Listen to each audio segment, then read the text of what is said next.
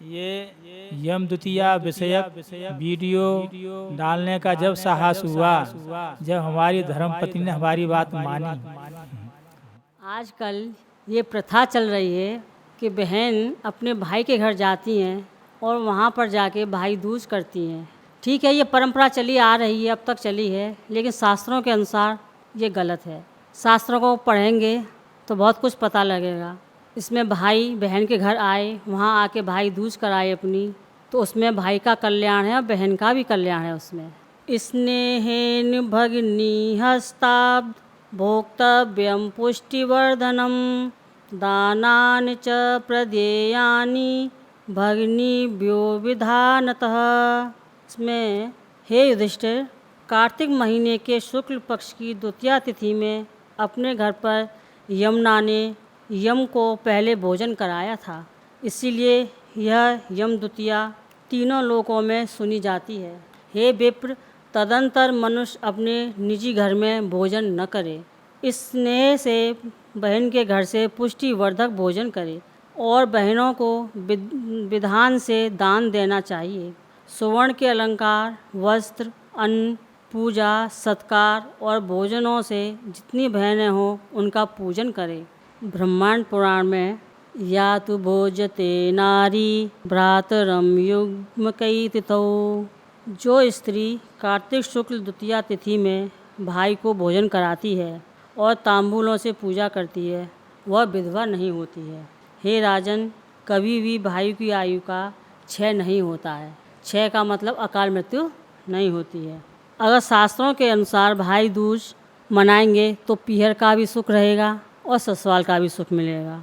पीहर का सुख भाई से होता है और ससुराल का सुख पति से होता है। इस विधि के अनुसार आप भाई दूज करेंगे तो आपको अकाल मृत्यु आपकी नहीं होगी। इसमें पीहर पक्ष भी सही रहेगा आपका और ससुराल पक्ष भी सही रहेगा। अकाल मृत्यु से बचेंगे, न पति की अकाल मृत्यु होगी न भाई की अकाल मृत्यु होगी। तो शास्त्रों के अनुसार भैया दूज को मनाएं। ये यम द्वितीया विषयक वीडियो डालने का जब साहस हुआ, जब हमारी धर्मपत्नी ने हमारी बात मानी और जो परंपरा अशास्त्रीय परंपरा प्रारंभ हो जाती है, उस परंपरा को दूर करना, उससे विमुख करना बड़ी टेढ़ी खीर है। क्योंकि 99% लोग अशास्त्रीय परंपरा कर रहे हैं।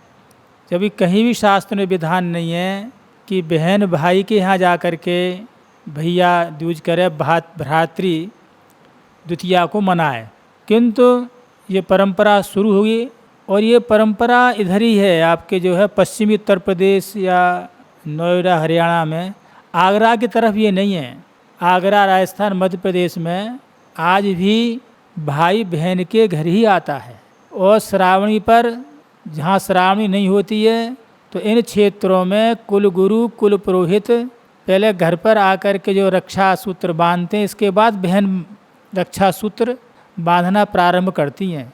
तो वहाँ परंपराएं जीवित हैं, वहाँ ज़्यादा भौतिकवाद नहीं है, किंतु ये इस क्षेत्र में बहुत है। अब इसके साथ में जैसे उल्टी परंपरा पड़ी, बहन भाई के यहाँ जा कर के जो है भैया दूज करती है, उसी प्रकार और परंपरा पड़ती जा रही है कि कन्या पक्ष जो है बारात लेकर के वर पक्ष के यहाँ जाता है और कालांतर में जाकर ये प्रथा हो जाएगी। जैसे भैया दूज प्रथा हो गई, ये भी हो जाएगी। अब तक तो दूल्हा बारात लेकर के आता था, अब जो है लड़की की बारात जो है वर पक्ष के यहाँ जाएगी और 90% ऐसा ही होने लगा है। फिर इसमें शास्त्र खोजोगे कि शास्त्र में क्या लिखा है, किंतु आप ये देखिए कि जो विधि लिखी है यम द्वितीया की, भ्रातृ द्वितीया की, और उस विधि के अनुसार आपने पर्व को मनाया, ये तिथि मनाई, उससे कितना बड़ा फल है, उसका कितना बड़ा फल है। स्वयं ब्रह्मांड पुराण में लिख रहे हैं, या तो भोजयते नारी भ्रातरम युग्मे तिथौ अर्चयेत चापि ताम्बूरै नशा वैधव्य मापनयात भ्रातु आक्षयो राजन न भवे तत्र कर्चित। जो स्त्री कार्तिक शुक्ला द्वितीया तिथि में भाई को भोजन कराती है और तांबूल से पूजा करती है, वे विधवा नहीं होती। हे राजन, कभी भी भाई की आयु का क्षय नहीं होता, उसका भाई कभी भी अकाल मृत्यु से नहीं बन सकता और उसका पति भी कभी जो है अकाल मृत्यु को प्राप्त नहीं हो सकता, अल्पायु नहीं हो सकता। अर्थात पति की जो अल्पायु है वो भी क्षीण हो जाएगी और भाई की जो अल्पायु भी क्षीण हो जाएगी। ये ऐसा यमदूतों से यमराज ने कहा है। जहाँ विधिवत जो है भाई घर पर बुला करके, बहन भाई को घर पर बुला करके भोजन कराए तो अल्पायु होते हुए ही तुम उसके भाई को लाना मत, ऐसा उन्होंने निर्देश भी कर रखा है। तो ये होती है शास्त्रीय विधि, और शास्त्रीय विधि के द्वारा ये जो विधान होता है उसका बड़ा अक्षय फल है। क्योंकि भगनी हस्ताद भोजनम लिखा है, ये जो है निर्णय सिंधु के द्वितीय परिच्छेद में ही है।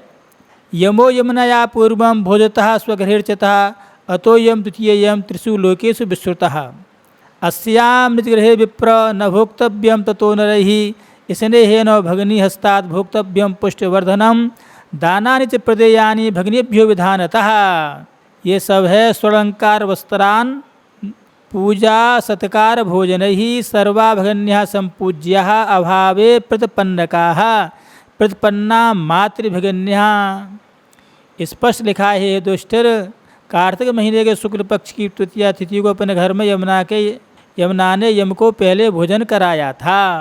अर्थात परंपरा कहाँ से चली, यमुना जी ने उनके भाई यमराज को बुला करके भोजन कराया और भोजन से प्रसन्न होने के बाद ही यमराज जी ने यमुना जी के लिए वरदान दिया। और यमराज जो है नरक में जितने भी भाई होते हैं यम द्वितीया को सब कुछ छुट्टी करते हैं, आप घर पे जाओ बहन के हाथ का भोजन करके आओ। एक दिन का अवकाश घोषित है वहाँ, एक दिन की नरक से छुट्टी कर देते हैं यमराज, इतने प्रसन्न हो गए अपनी बहन से जो है। और इसमें यह है कि सर्वा भगन्या संपूज्या ज्येष्ठा भी कनिष्ठिका वस्त्रादना नमस्कारिया निज वित्तानुसारतः। जितनी भी आपकी बहन हैं, चाहे चचेरी हों, तयेरी हों, मवेरी हों, फुफेरी हों, सब छोटी हों बड़ी हों, सभी बहनों का पूजन करना चाहिए और वस्त्र आभूषण से उनका सत्कार करना चाहिए। निज वित्तानुसार, तो आपकी जैसी सामर्थ्य है उसके अनुसार करना चाहिए। तो क्या होगा, भ्रातु आशु विद्यार्थम भग्निर्भयस वही प्रथमा पूजनीया च प्रयत्न विधानतः। इससे भ्राता की और पति की दोनों की आयु जो है बढ़ जाती है। और मंत्र है ही कि मार्कंडेयो बलिर्व्यासो हनुमान से भीषणा कृपो द्रोणी परशुराम अष्टै ते चिरजीवना मार्कंडे महाभागो सप्तकल्पांत जीवनो चिरंजीवी था त्वं भो तथा मे भ्रातरम कुरु। इस ढंग से जो है अपना भोजन से पहले जो है सप्त ऋषियों की प्रार्थना करें और इसके बाद जो है विधिवत उनके लिए भोजन कराएं। तो इससे पति की जो आयु है वो बढ़ेगी, अर्थात अल्पायु को प्राप्त नहीं होंगे, और आपकी जो है भाई की जो आयु है वो भी पूर्ण आयु होगी। ये इस व्रत का फल है। तो इसमें थोड़ा विस्तार से चर्चा कर लेते हैं कि वहाँ जब बहन के यहाँ आए भाई तो भक्ति पूर्वक बहन के लिए प्रणाम करें। भाई जो है ये भाई विषयक बात है। क्या कहे, सौभाग्यवती बहन तुम कल्याणमयी हो, मैं अपने कल्याण के लिए तुम्हारे चरणार बिंदों में प्रणाम करने के उद्देश्य से तुम्हारे घर आया हूँ। भाई कहता है बहन से कि मैं दीर्घायु हूँ, अल्पायु ना हूँ, उसी उद्देश्य से मैं तुम्हारे घर आया हूँ। ऐसा कहकर बहन को भगवत बुद्धि से प्रणाम करे, उसमें जो है भगवान की बुद्धि करे भाई। तब बहन भाई से ये उत्तम वचन कहे, भैया आज मैं तुम्हें पाकर धन्य हो गई, आज सचमुच में मंगलमयी हूँ। कुल दीपक आज अपनी आयु वृद्धि के लिए तुम्हें मेरे घर भोजन करना चाहिए। मेरे सहोदर भैया पूर्व काल में इसी कार्तिक शुक्ला द्वितीया को यमुना जी ने अपने भाई यमराज को अपने ही घर भोजन कराया और उनका सत्कार किया था। उस दिन कर्म पास में बधे हुए नारकी पापियों को यमराज छोड़ देते हैं। आप देखिए, यद्यपि नरक में जो है पापों का फल प्राप्त होता है, किंतु उस दिन जो है यमराज जी उनको भी छोड़ देते हैं कि बहन के यहाँ, अपने बहनों के यहाँ जाओ और भोजन करके आओ, जिससे वे अपनी इच्छा के अनुसार घूमते हैं। इस स्थिति में विद्वान पुरुष भी अपने घर भोजन नहीं करते। उस दिन विद्वानों को अपने घर भोजन नहीं करना चाहिए। और बहन को ऐसा कहने पर व्रतवान पुरुष वस्त्र और आभूषण से हर्षपूर्ण उनका पूजन करे, बड़ी बहन को प्रणाम करके उसका आशीर्वाद ले, तत्पश्चात सभी बहनों को वस्त्र और आभूषण देकर संतुष्ट करे। अच्छा, अपनी सगी बहन ना होने पर भी चाचा की अथवा माता की बहन हो और ममेरी फुफरी कोई बहन हो, उससे अपनी जो है उनको भोजन से, दक्षिणा से, आभूषणों से संतुष्ट करें। नारद जी किस प्रकार यमद्वितीया का व्रत करता है वह अब मृत्यु से मुक्त हो जाता है। वो जो है ऐसा जो करेगा उसको कभी भी अकाल मृत्यु नहीं होगी और पुत्र हैं पौत्र हैं सबसे संपन्न हो जाएगा। ये सभी व्रत नाना प्रकार के दान गृहस्थ के लिए योग्य हैं। तो व्रत में लगा हुआ जो पुरुष यमद्वितीया की इस कथा को सुनता है उसके सही पाप नाश हो जाते हैं, ऐसा इसका फलश्रुति है। और ये भी निश्चित है यमद्वितीया को यमुना का स्नान करता उसको नरक नहीं होता। ये भी है, हम लोग जब मथुरा पेपर देने जाते थे तो पहले गंगा स्नान करके जाते थे, फिर वहाँ यमुना जी में स्नान करते थे। तो 2 बार स्नान करने से भी संपूर्ण फल पाप नष्ट हो जाते हैं। गंगा और यमुना का एक दिन स्नान करने का बहुत विशेष फल है। तो कार्तिक शुक्ल द्वितीया को यमुना जी में स्नान करने वाला पुरुष यमलोक दर्शन नहीं करता। जिन्होंने यमद्वितीया के दिन अपनी सौभाग्यवती बहनों को वस्त्र आदि से संतुष्ट किया है उन्हें 1 वर्ष तक कलह अथवा शत्रु भय सामना नहीं करना पड़ता है। न पीहर के लिए कभी शत्रुओं का भय होगा न ससुराल पक्ष को होगा। कोई भय देने वाले कौन, यमराज ही तो हैं और यमराज प्रसन्न हो जाते हैं। फिर जो है न बहन का जो पीहर है उसको कोई भय नहीं है, ससुराल कोई भय नहीं है। उस तिथि को यमुना जी ने बहन के स्नेह से यमराज देव को भोजन कराया था। इसीलिए उस दिन जो बहन के हाथ से भोजन करता है वह धन एवं संपदा को प्राप्त होता है। राजा को भी निर्देश है कि राजा भी अपने कैदियों कारागार से बाहर निकाल दें और अपनी बहन के यहाँ वो जाकर के भोजन करें। ये राजा को भी निर्देश किया है। वह भी ना हो तो अंतिम में ये कहा है कि जो है उस दिन बहन के हाथ से भोजन अवश्य करें, बहन का पूजन करें। तो विकल्प दिए हैं कि मौसी अथवा मामा की पुत्री को बहन माने अथवा गोत्र या कुटुंब के संबंध किसी के साथ बहन का नाता जोड़ ले। यदि बहन उपलब्ध ना हो तो सबके अभाव में किसी भी समान वर्ण की स्त्री को बहन मान ले। अपने हम ब्राह्मण हैं तो किसी ब्राह्मणी को बहन मान ले, उसी का आदर करे। वह भी ना मिल सके तो किसी गाय या नदी आदि कोई बहन मान ले। मानना जरूर है, हाँ, नहीं मानोगे तो फिर गड़बड़ हो जाएगी। उसके अभाव में भी किसी जंगल झाड़ी ही बहन मानकर वहाँ भोजन करे। कोई ना मिले तो जंगल में पेड़ के नीचे झाड़ी के बगल में जा कर के भोजन कर ले। किसकी बहन भावना करके, भगनी भावना के द्वारा। यहाँ तक कितना निर्देश कर रहे हैं ये। यमद्वितीया को कभी भी अपने घर भोजन ना करे।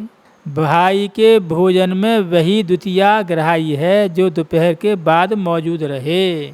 मतलब जो दोपहर के बाद भी जो है वो रहनी चाहिए। तो आप ये देखिए कि एक एक पर्व तिथि कितना फल है। यदि जो है त्रयोदशी के लिए दीपदान करेंगे, कितना विशेष फल बता चुके। चतुर्दशी है, उस दिन स्नान करने का, दीपदान करने से कभी व्यक्ति को जो है नरक नहीं हो सकता, अधोगति नहीं हो सकती है।